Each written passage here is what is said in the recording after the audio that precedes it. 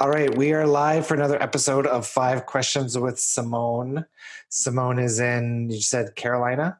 North Carolina. East Coast, not too far away from me. At least you're on almost the same time zone. You're an hour off. You got your 5 questions lined up? I do. All right, let's get started. What's your number one most pressing question that you want to ask? This one came out of an experience I had this week. So I raised my children, who are adults now, old paradigm. You work.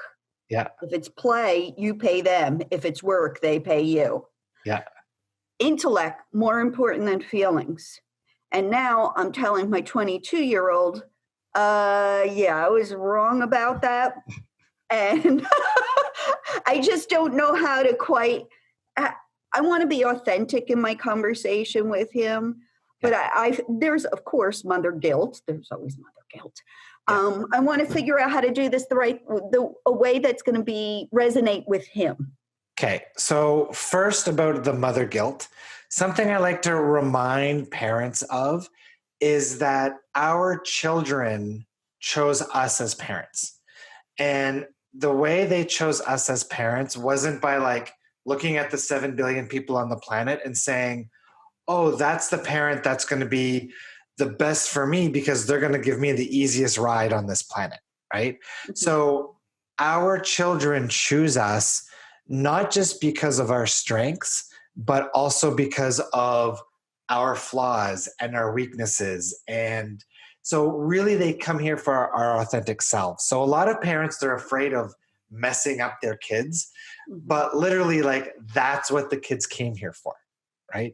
So there's never any reason to feel guilty about how or what we're doing when we're upbringing our kids. Does that make sense? Mm-hmm. Mm-hmm. Awesome.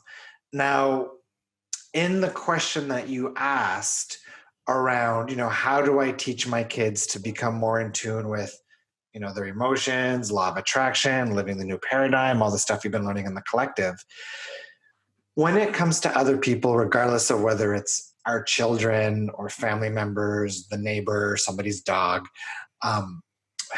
when we go and we try to push these teachings onto people who aren't necessarily ready for it or wanting to listen to it, even though we know that it's in their best interest, if they don't want to hear it or are not in the receiving mode for it, there's a good chance that they're just going to put a wall up and they might even resent it more than letting it in. Mm-hmm. So what I remind people is the key to allowing other people to understand the impact of the things that we are learning is for us to live it to our full ability. And the more we live it, the more we apply it for ourselves, the more positive shifts we experience in our life, then they're going to take notice. Mm-hmm. So your son might be like, wow, mom, in the last year, you've manifested this, you've manifested that, you're so happy. That's going to get some attention. And then he's going to start asking some questions and start wondering, what is it that mom's doing to live such a happy, successful life? And that's when the door starts to open for you to begin to explain to them, share with them, these concepts around law of attraction, what you've been learning in the collective that'll help them. Okay. Does that make sense? It does make sense. It does. I'm sort of digging that answer. Yeah. Okay. So the in a nutshell answer is be the example. Mm-hmm. Mm-hmm. Yeah.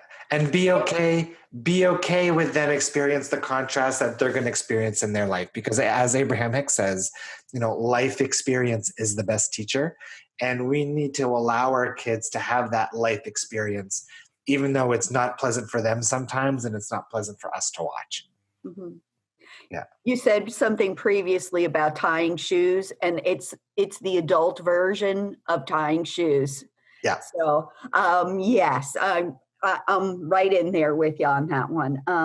Yeah. So thank you for that. That's good food for thought.